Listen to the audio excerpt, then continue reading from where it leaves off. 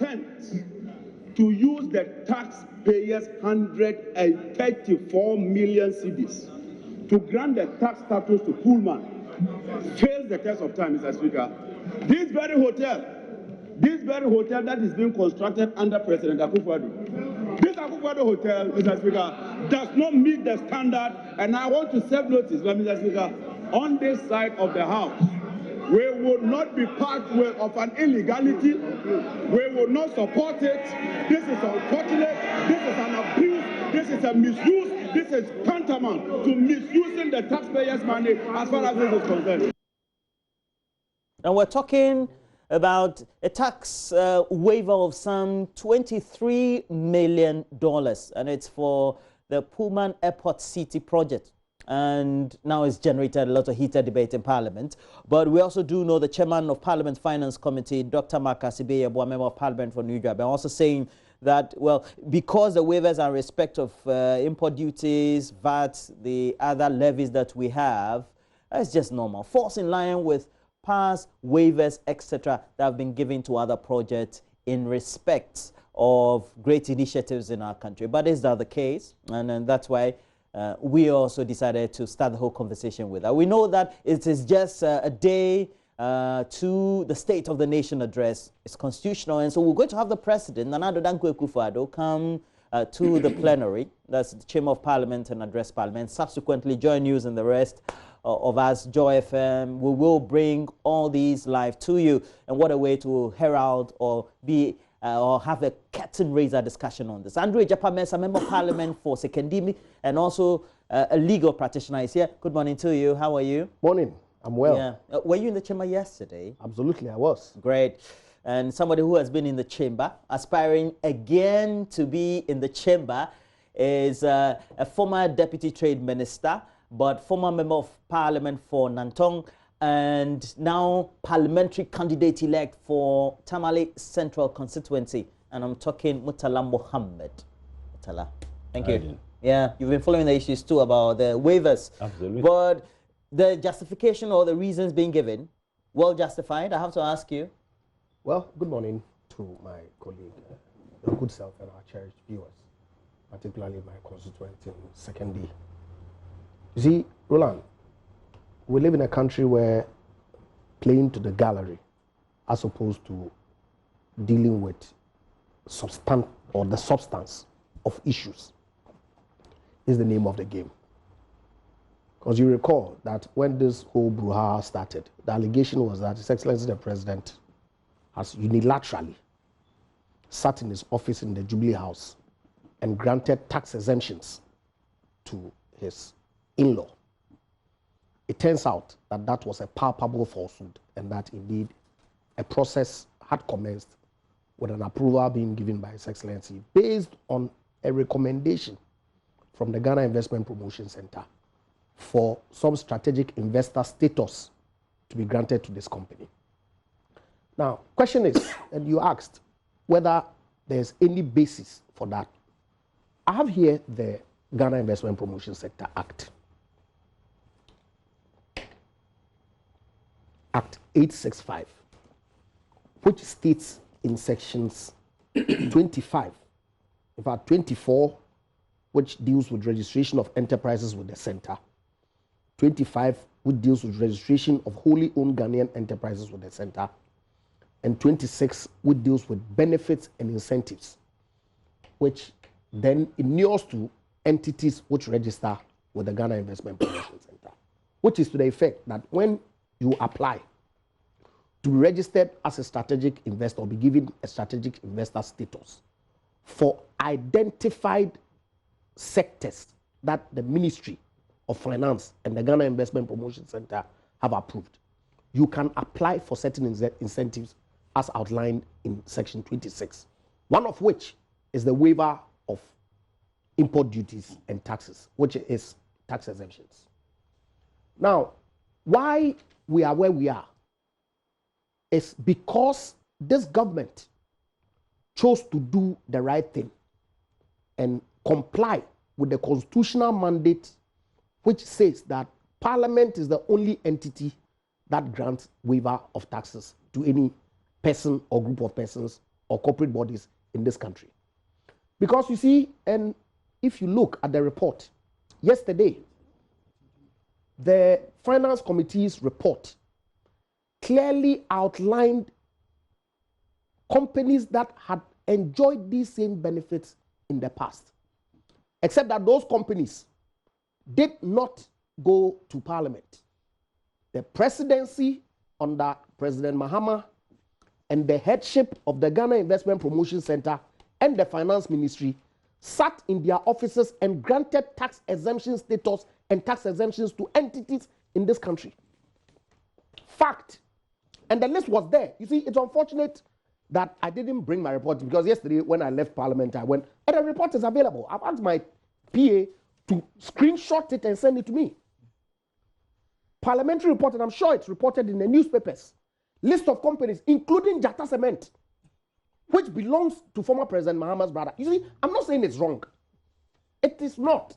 Because the law that I cited allows government to, because we need investment in this country, to grant such waivers and exemptions to corporate bodies, either Ghanaian or foreign, to enjoy those incentives. It is not wrong for Jata Cement, which applied and was granted strategic investor status during the era of Mr. Mahama, to have been granted that exemption in accordance with law. Nothing wrong with it. But you guys, because, like I said, playing to the gallery is what excites you. You sit and make all sorts of spurious allegations. When it turns out that those allegations are not true, then now you turn around and shift the goalpost and say that what? This is improper. Was the same facility not granted to Tank Palace? Was it not granted to Dream Realty? Was it not granted to Shangri-La? So what are we talking about? What's the essence of all this? And you are mentioning these entities because they are in the hospitality? Of course. And there are others. There are people in industry like Jata Cement, manufacturing. Because they import machinery, equipment. And so the law says when you qualify, those incentives ought to be made applicable to you. Roland, very recently, under the industrialization policy of this government, okay, a special tax regime has been approved for entities that want to go into the automotive industry. Because we've heard that Nissan, Volkswagen, and all those institutions want to come and set up here. They need a certain tax regime to enable them set up. A special regime has been approved for them. Another regime has been approved for factories that import under the One District, One Factory initiative. So what is strange? What is unusual? What is illegal about this particular application? Because the government has chosen to be transparent and do what is proper in accordance with the Constitution and the law, and submit this request to parliamentary approval prior. Mr. Mercer. And those are the words. Mr. Mercer, if you listen to the narrations, especially coming from not only Abu Jinapor, but also especially the opposition, NDC especially, and their commentators or assigns, John Jinapor, is it not, the question is not about the legality, but more about related issues of maybe relations and assigns to people in power, etc., even though everything may be legal? Is that why we also use the Jata Cement as a justification? No, I'm only using it to tell you that it is not wrong for Ghanaian entities that apply, okay? And don't let it look as if this is some exceptional approval that has been given because of the alleged relationship between the gentlemen. In any event, the joint venture between, for the poor man, includes Ghana Infrastructure Investment Fund, 49% shareholding. That is wholly owned Ghanaian by the government of Ghana, wholly owned entity of the Republic of Ghana. So wherein lies this political mischief that our friends want to play merely to score political points? That's the point that I'm making. And so it's important to draw inferences of what was done in the past, to let everybody know that, look, it is not that this was untoward. And I don't blame Mr. Ibrahim Mahama for applying for that kind of status, because it's a Ghanaian company which was important to set up an industry in this country. We do understand. By all means. Across board, related issues of relations to people in power, conflict of interest, whether they were intended or not. And you can even have current investigations being undertaken by the Angolan government, for example, on the daughter of a former president of that country. And businesses well established within laws and regulations. Of course, those ones that are an affront to the law will said to be an affront to the law. But is it not more about the morality of it than just the substance? What's immoral about a Ghanaian company that the intentions of taking action should be for public good? That is seeking to benefit from a tax regime that is legitimate, that is legal. What is immoral about it? And I've cited companies that are unrelated to people in public office. Tang Palace is Chinese. I believe Dream Realty, the Octagon. I don't know the owner. We know Dream Realty, yes. Okay, and several others. In 2 instances of letters that were produced in the Finance Committee report of Ghanaian companies and foreign companies that have benefited under the regime. So, if perchance you are in business and this entity was not incorporated today, you apply to benefit from a certain tax incentive, then it becomes immoral because you have a relationship with somebody in power. I'm asking a question of, is it not the intention? No, but you can't mix apples with oranges. I don't know the Angolan which ones situation. You mean you've not been following the Angolan situation? I'm not. Okay, and so I don't know to what extent that you draw this in relationship. Because the allegations that I've heard is that the woman did some things that were untoward, for which some sanctions were being exacted. Is this untoward? Is this illegal? Is this illegitimate? I've cited the law. Okay? But of course, for our friends in the NDC, anything that has some remote closeness to anybody in power ought to be spinned and drawn into politics. And that's exactly what they are doing. Should be ashamed of themselves. And indeed, if you go to the GIPC Act, you also get to find that in 26(3), the center shall, before submitting a request for exemption to the minister responsible for finance, determine whether the request will facilitate changes in technology and also promote specialized use of machinery equipment. Now, you go to 4, so for the purpose of promoting identified strategic or major investment, the board may, in consultation with appropriate government agencies and with approval of the president, A, specify areas of investment and their applicable benefits and incentives. And this is where I end. Because we've seen waivers given to a number of investments, companies, JVs, consultancies, etc. At the end of the day, is it not the overriding interests of the people and the benefit of these projects that should rather be of scrutiny than anything else? Well, let me say good morning to you. Good morning to my friend who is over the moon this morning. I don't know why he needed to. Can I make my point? Can I make my point? It doesn't help anything. You made references to me. You made references to my practice. Please. You made references. No innuendos, no aspersions. Please. You made references to me. You made references to the party I represent. I didn't say you should deal with the issues. The difference between myself and you, and between the NDC and the MPP, is that whereas we can help it, you cannot. I listened to you, blah, blah, blah, blah. You were even angry. At a point in time, I thought that you wanted to even hit me. I listened to you. So please have the decency and that patience to listen to me. Please, let me make this point. Please make when he was talking, I listened to him. Yes, sir. I never interjected. So I expect him to accord me with that respect and accord the viewing public with that respect.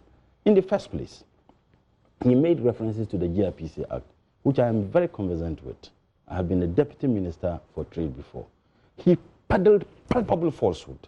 When you read that act, don't give your own interpretation of what the act says. It is talking about strategic investment. Tell me, and that strategic investment, if you go further, It is talking about an investment that is beneficial to the people of this country. This investment, Pullman, I'm saying that doesn't benefit. Who does it benefit except the family? Please, can I finish? Can I finish? Who does it benefit apart from the family and the people who are engaged in it? Who? And you know what? Desperately, he tried to ask his own questions and answer it. He said that when the issue came up, we said that President Nana Addo sat in his office somewhere and approved. Nobody ever said that.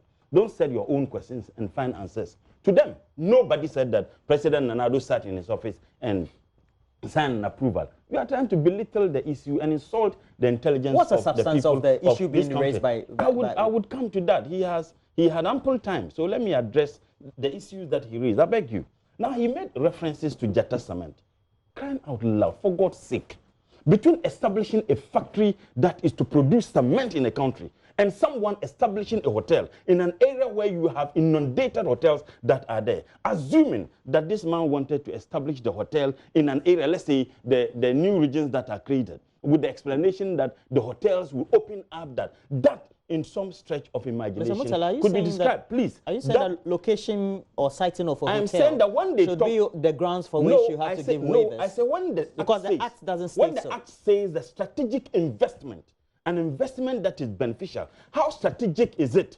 Tell me between putting up a hotel and establishing a factory to produce cement. And in any case, the Jetta Cement was not the only cement factory that was given the waiver once. In fact, it was given in connection, alongside several other companies, including Gassem, including what's the name, Dangote. Now, in their desperation, they quickly come and say Jetta Cement. When he is talking about what he expects his aide to send to him, check in it. You have several other companies, and Jetta Cement is one of those companies. If you are so concerned about strategic investment in this country, how come that cement factory is not operating? Because this government doesn't want it to operate. Stop the pretense. And in any case, the issue at hand is that the gentleman is an employee under this government. That gentleman is a member of the Bank of Ghana board. That is one fact. Two, the monies to fund that project is coming from the Ghana Infrastructure Investment Fund. That is where the money is coming from. Jetta Cement money didn't come from Ghana Infrastructure Investment Fund. Town Hotel and others didn't come from the Ghana Infrastructure Investment Fund. On what basis did Nana Addo take a money from a fund that was established? Purposely meant. He took the money. He's the president of the Republic of Ghana. And so everything that happens ought to be approved by him, directly or indirectly. So if we say President Nana Addo has given that, there is absolutely right for anybody to say that. That is the point I am making. He is the president of the Republic of Ghana. Murtala. He takes ultimate responsibility. Murtala, and the point we are making is that... You have been a former deputy minister.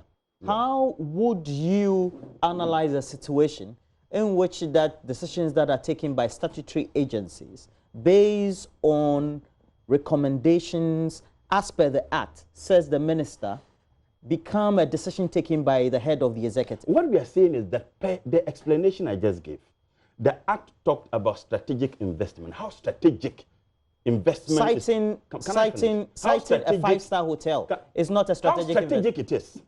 When you have other companies that are even more strategic, and this wobbling attempt to compare the putting up of a hotel and putting up a factory to produce cement in a country where we spend a lot of money importing cement into this country. My understanding and the interpretation of that act, which I am conversant with, because I have worked there, the GIPC has actually worked under me as a deputy minister for trade. When we talk about such strategic investment, we are looking at investment where we are defect in terms of competitiveness with other investment across the globe. We live in a country we spend a lot of money importing cement into this country. So if you have Jetta Cement, which was given the waiver alongside other companies producing cement, and strangely, they try to make reference to that. Now he's talking about the fact that the person went through the statutory, and you also... It's not the person, it's an entity. The company. So we are talking about it because don't personalize. Please. We are talking about it because of the person involved and the relationship the person has with the president.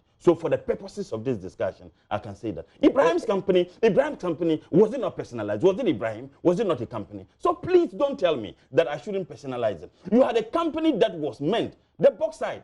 Ibrahim went through due process. As a matter of fact, under this government, appointed ministers under this government, correspondence indicated that he went through due process. What were we told?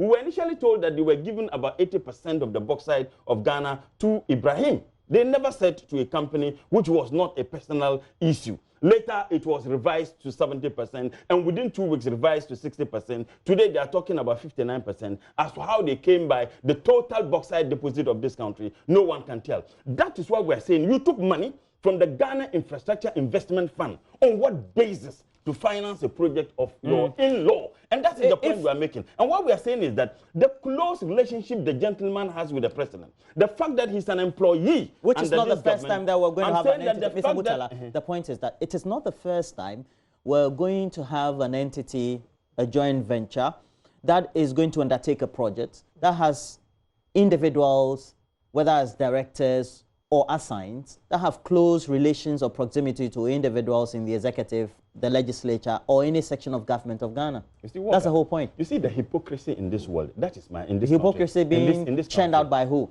By many people, including the media, including the MPP. That is what I can find. I am saying that you have a company that was engaged in a legitimate business to extract bauxite in this country. In this country, can I finish? In this country, I want you to wrap up. You gave him more time than me. It's not fair. Don't say that. No, it's you not did. true. No, I was timing you. It's all 5 minutes, 5 minutes. It's Really? true. Yes. Give me a hand. Thank you. Interesting. Have you ended? I'm saying I haven't ended. Okay. In this country, you have a legitimate business that was engaged in. They said it was Ibrahim.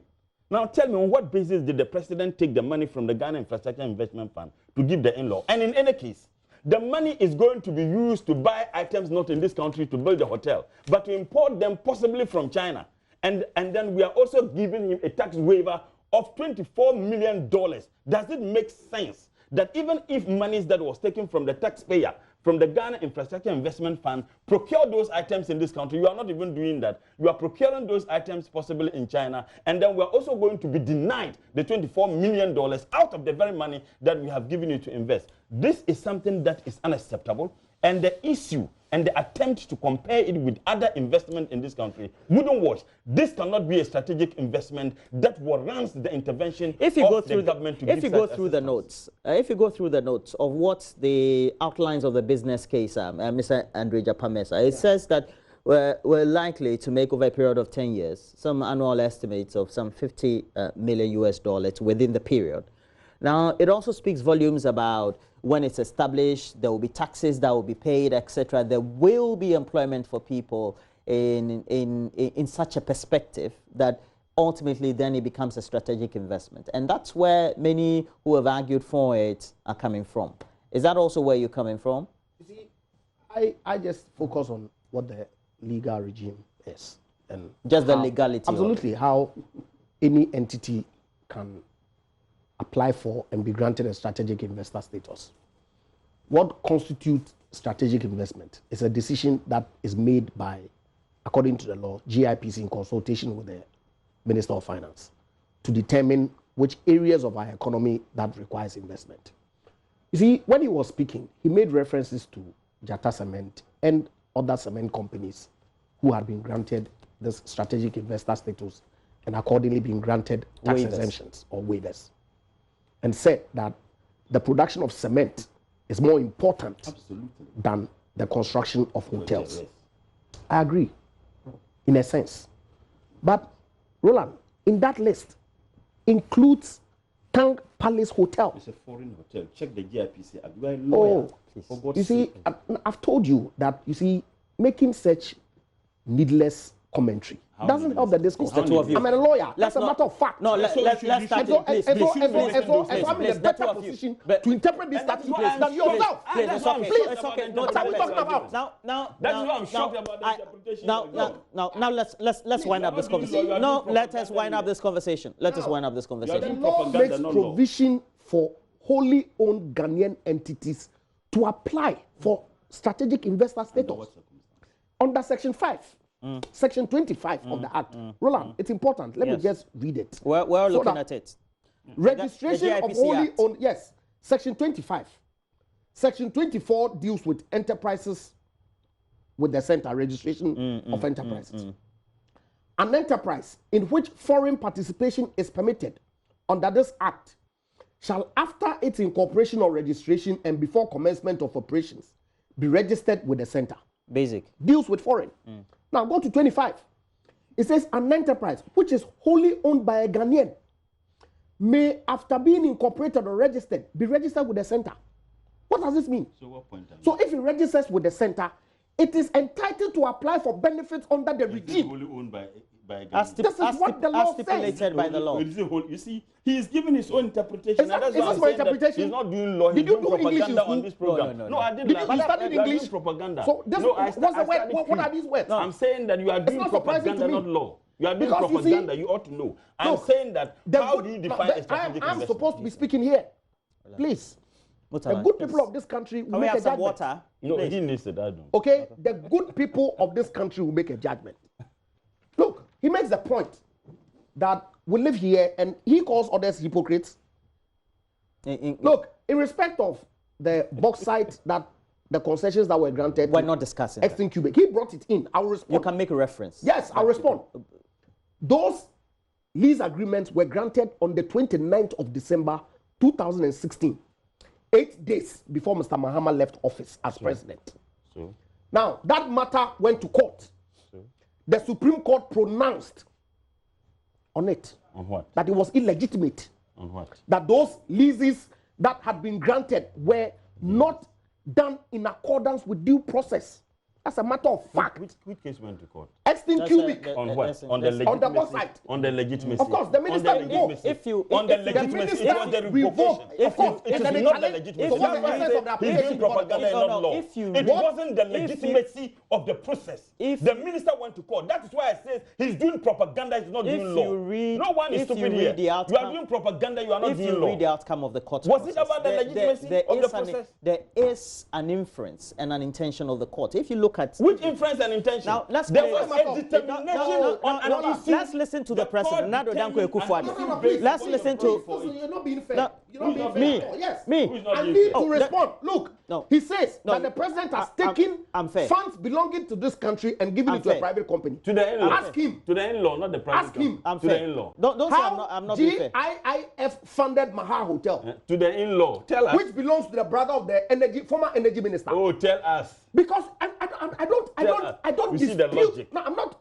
Look, I don't dispute that private companies can apply. GIIF was set up with a specific objective to go into joint ventures with private entities to fund infrastructure. So if Which Mr. was set Ama up Kofi to Bua's fund what? brother, okay, deemed it right From this to man. apply for GIIF to partner them in building his hotel. And they went through the process of evaluation. By all means. Okay? By all means. This man is an Now, employee this under this is government. but Ama Kofi Bua was not an employee of the Why? government. Was he the one He was building the not. hotel? You You said see- the brother. you see- You you said see- the brother. you Now see- you are talking look, about look, him. look. This man is an employee. Are you talking under about this relationship, isn't it? He's an employee, apart from That's being your an qualifications employee here. under this government. He's an employee. Roland, Is he not a member of the Bank of substantive Ghana point board? is this. Let's look at this. Roland, yes, Roland, yes, please. yeah, Please, finish the with substantive it. point is this. This, I want to get the proper Get him water name. to drink. Platinum Properties Limited. It's a joint venture between Inter-Afrique Holdings, majority shareholder, and Ghana Infrastructure Investment Fund, holding 49%. It's an SPV that has shareholding, which means that the shareholders will contribute to the equity of the company in the proportions of their shareholding. So how do you then sit here and say that the president has taken funds of this country and given it to a private company that is owned by his brother to go and build a hotel? I never said Is it. it I factual? said it's in law. Whatever. Is it factual? Okay. It is. Is it? It is. Okay. And Okay. what is even more serious is that he's using that money to import items possibly from China. He could have procured those items here so that we also give him a tax waiver. It's cruel. It's wicked. Now let's Doesn't go make sense to you. if you go to the Act of the Ghana Investment Infrastructure Fund and you go to section 14, is it section 14? Oh yeah, section 14. It also gives you up to 17, the establishment of committee, the allowances, etc. But also talks about who can apply for funding. And you go to 17.1, a sponsor of an infrastructure project that satisfies the conditions required in the policy Thank you very guidelines much. of the fund Thank you. may apply to the fund for The policy guidelines, strategic investment. How is building a hotel for in funding. Accra City a strategic and investment? according to the Act of the Ghana Investment Infrastructure Fund, this is subject to the approval of the board. And per what the Act says, if the board so established by law. How many boards approved here that they went to court, that the court determined that the board was misled? I am saying let's listen and let's watch investment. How can building a hotel is a strategic Maha investment? How can building a hotel is a strategic investment? Are you guys done? Are you guys done? You are taking money from Ghana. Are you guys done? Are you guys done? Maha is a factory. Okay, okay. Now let's watch the president at last year's State of the Nation address make what I thought was a complete policy statement on tax waivers and whether they were necessary at all. If we continue at this rate, in less than 16 years, half of Ghana's revenue base will be given away as tax exemptions. Mr. Speaker, this is not sustainable, and we intend to do something about it to reverse the trend by introducing suitable measures that may disrupt the easy and comfortable arrangements that many have become accustomed to, but which we have to take to ensure that we have the firmest of foundations for the economic takeoff that has escaped us for so long. What do you make of this, Mr. Adre Japamesa? Yeah, of course. Complete shifts in policy direction. No, it's not a complete shift. You see, Roland. Yes, sir. Let's get things straight. Oh my! His Excellency the President clearly indicated the effect of tax exemptions policies that are statutory on our public finances, and that if we continue on that trajectory, we were not going to derive the maximum revenue from our taxes. And so and this one we're that losing 23 million. Of course, I don't have a problem. Look, in the past month or two in Parliament, several tax exemption applications have been approved. But not hotels. But I'm saying, but to what? Tell me. To entities that meet the requirement under the law. Strategic investment, not hotel. Tank Palace, what was it? Was it not a hotel? Strategic investment. Was Tank Palace not a hotel? Was Shangri-La not a hotel? Because the was GIPC Kempinski not a hotel? You when a foreigner, the purposes for establishing but the GIPC, I've when pointed foreigners out are to you investing, you give them a provision in the law that allows Ghanaian companies to also have that benefit. It is a joint Ghanaian company, not solely Ghanaian company. But it says wholly owned Ghanaian. No, it says in the law. Which law? What you read? You see, look, and so we need to have a comprehensive review of our tax exemptions regime. Now you agree. I agree. Now I agree with the president. I agree with him. It's not double standards. No, it's not. Hold on.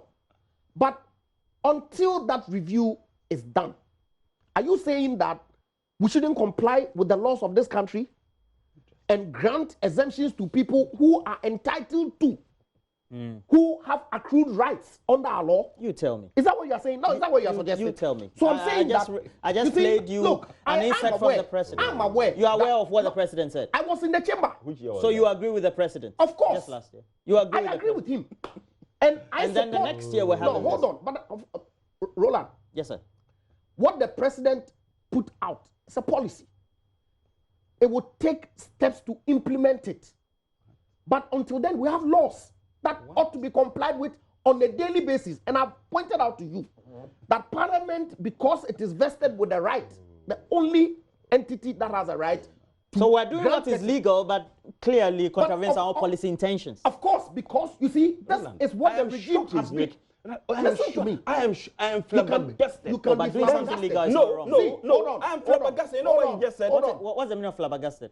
You are extreme shock. Okay. You see, we have a certain legal regime that is existing today. We can decide that, look, drinking from a teacup is we intend to ban. Mutala, I can't give you the way. I want us to move to the next. But let me make at least 30 seconds on this. You've made your point. 30 seconds on this. I beg you. Okay. First and foremost, he's saying that what the president, he said that what the president said was policy, and that what they are doing is legal. Granting that particular waiver, the board could have decided not to, and nothing would have happened if the president really wanted that policy to be implemented. The president knew what he was saying, and he knew that he was going to give $24 million tax waiver to the brother-in-law, taking money from the taxpayer to buy items from China. This is wicked. Now, we can't be in a position to exhaust all the issues within the time frame, but this is another issue that gained some topical related discussions on Joy News, Joy FM, and we're talking about the Minister of Local Government appearing before Parliament. And this is what she said.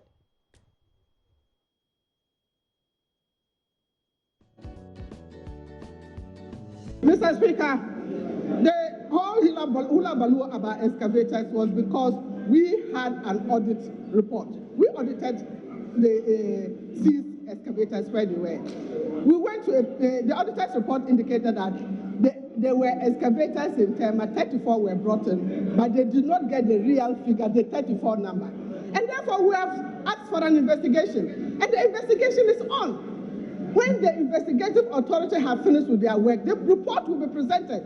And if there is a need for any prosecution, the prosecution will accordingly be conducted. That is why the situation is. So when you talk about figures of missing excavators, we don't know where you are getting that information from. This whole issue about missing excavators came out because of an audit that occurred. And they went to Tema, looked at the books, a station where some excavators had been placed. And the books indicated that 34 excavators had been sent there, but they were not there. So that's when we raised the query.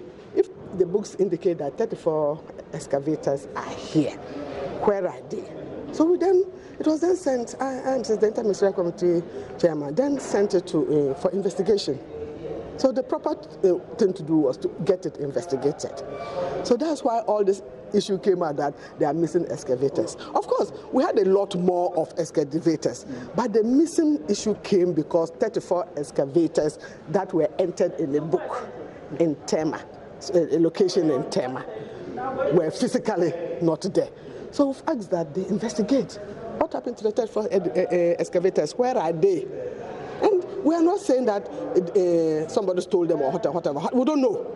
The investigating report will then tell us where they've gone to, and we'll proceed from there. So if it raises grounds for prosecution, then the prosecution will be conducted. So it depends on what the person is saying. I'm not saying there are only 34 excavators. I'm only saying that the issue that triggered the investigation was when an audit was commissioned, and the audited report indicated that the books in the Tema location indicated 34 excavators. But on inspection, the number was not 34. So how many excavators are missing? Do we have an idea what the figure is yet following? No, I'm saying that now, all from our auditing point of view, it's 34 issue that a query was raised on, and they are. And we asked that there should be investigation. So there will be investigation, and eventually an investigation report will come out. And this is what the Minister for the Environment also says when he appeared before Joy FM. And I want you to just also watch this as well. How many excavators have been impounded in total? In total, right now we have about 140 or so in our custody. 140? Yes. After the first year where the then Minister for Lands and Natural Resources, John Peter Amewo, was going around, in 1 year we had about 500 seized. No, that was not the case. We were told that 500 had been seized and given to the district assemblies and so on. Because that was the official figure put out at the time. But later on, when we went out to check, the number was far lower than that. What was the number at the time? I can't tell exactly what, but it was far lower than the 500 that was initially declared. We sent people out there to talk to the district assembly, and we got Vanguard involved, and most of them had disappeared. Most had disappeared? Yes. Could the most be 34? No, but that's not what the minister said. I've not said that's what he said. I've never made that.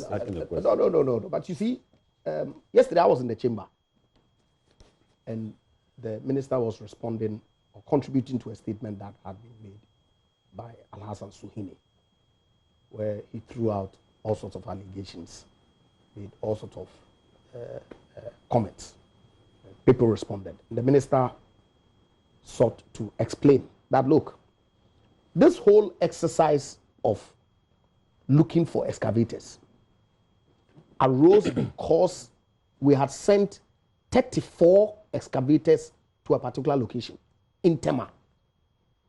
And that we were told subsequently that we do not have 34 excavators there. So we started an investigation. That's what the minister said. Now, I don't see how that contradicts, and she admitted in the latter interview with Joseph Opoku Gapo that I'm not saying that the missing excavators are only 34. We can only know the number after the investigation have been concluded. On the 34? On the entirety. That's the understanding that I got. Because you see, if someone says that we have commenced an investigation based on some specific location, which had 34 excavators, and that we have then begun a comprehensive investigation over the totality of all our excavators, it cannot be said that what she meant was that all the excavators that were missing were 34. I don't get it. I don't get it at all. And so, post the investigation, which I believe is national, is when we can get the actual number of excavators that have been missing.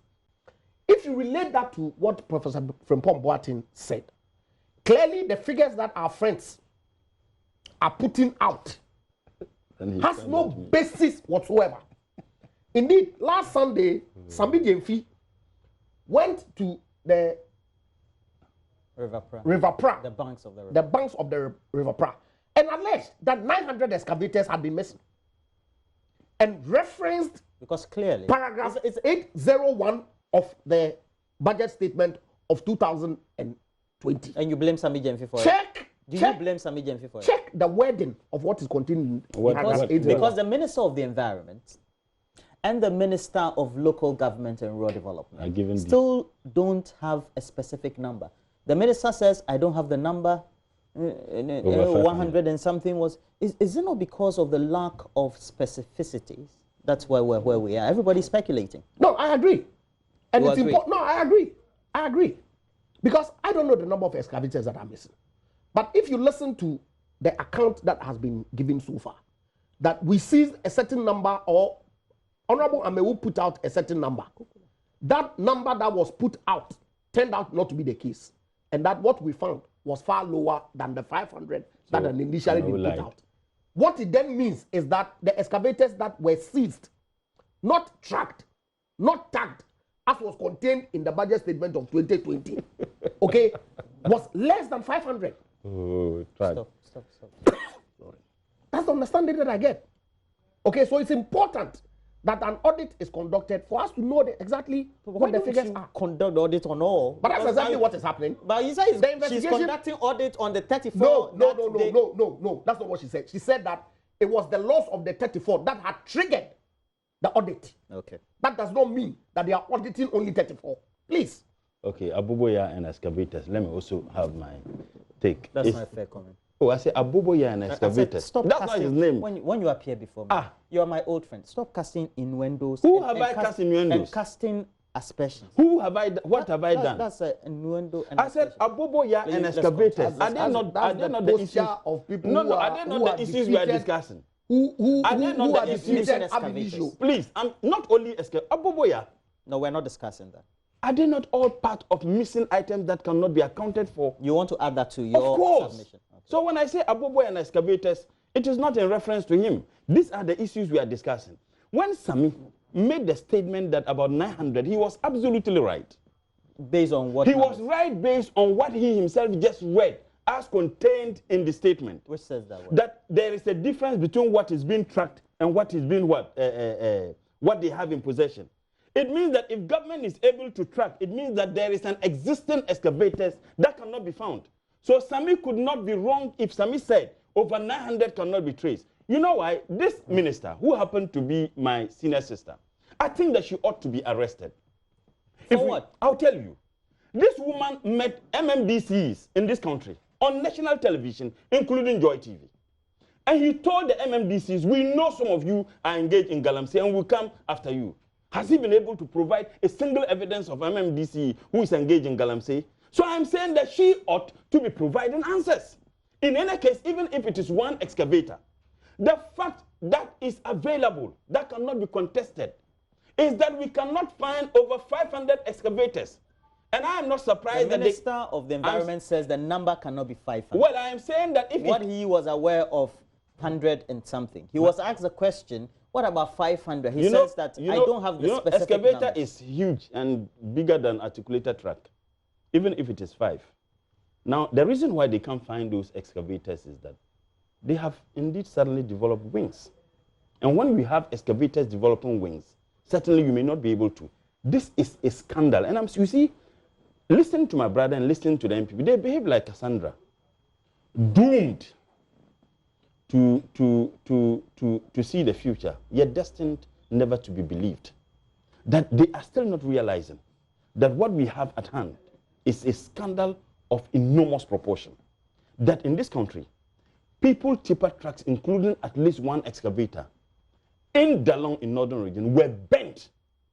And when your station granted an interview to the Minister for Defense, Honorable Nitu, he said the decision was taken after cabinet meeting. People tipper trucks, including an excavator. Well, because that's the decision. It's not the first time that he made that statement. I'm saying that another excavator have been bent in Ghana in relation to any illegal activity. What I am simply saying is that, in any case, where the people were fetching the sand was not a place that was described as an illegal place. And what the people are even in court. What I'm simply saying is that people tipper trucks and excavators were bent. Now you go around seizing people's excavators at the pretext of fighting a Galamsey, in which His Excellency the President himself said that he was putting his presidency online, and those excavators cannot be traced. You think people can take you serious? In any case, all these issues of excavators, their whereabouts, borders on our fight against Galamsey. You have a president where a Galamsey operative, Aisha Wang, was arrested, was being prosecuted. The president allowed the woman to leave this country. The president did? Yes, of course. You think that Aisha Wang could have left this country without the notice of His Excellency the President? About the president at the airport terminal. Are you serious? I'm asking you. This woman was being prosecuted by a court of competent jurisdiction. I know that. The prosecution was done by the Minister of Justice and Attorney General. You tell me the president was not aware. And in any case, when they asked the president somewhere in the United States about Aisha Wang, you know why he said? She was misled. He was misled. Who misled the president?